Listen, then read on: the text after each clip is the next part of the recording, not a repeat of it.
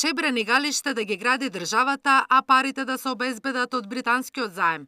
Ваквата опција за Министерката за енергетика е најдобро решение, кое сепак ќе зависи од пресметките колку ќе чини. Во финална фаза се математиките дали ќе ни бидат потребни 1,2 или 1,3 милиарди евра, како и условите за враќање на кредитот, вели Божиновска.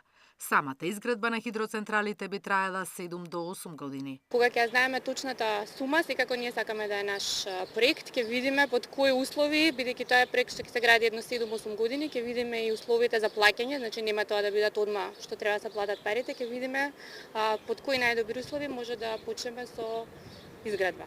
Вчера премиерот Мицкоски обелодени дека со британскиот кредит се размислува да се градат и овие 2 хидроцентрали, за да се обезбеди стабилност на енергетскиот систем. Спасот и разгодувањето пак ќе се бара во изградба на когенеративни централи, кои ќе произведуваат електрична енергија и газ, кој ќе се користи за затоплување на домовите. Веќе се преговара и за нив. Веќе имаме неколку фирми кои се заинтересирани и кои сакаат да градат 2 когенеративни централи, бидејќи тоа исто ќе биде сериозна инвестиција, значи тука зборуваме за милиарди евра. Ќе видиме, значи разговараме, дискутираме. Мислам дека во најкраток временски рок ќе имаме повеќе информации, меѓутоа работиме, имаме веќе преговори со неколку фирми.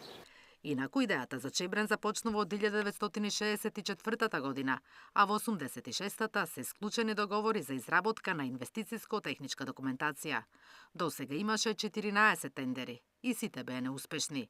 Инвеститор за изградба на когенеративните централи пак се споменува од минатата година. Наташа Мерсовска, Сител телевизија.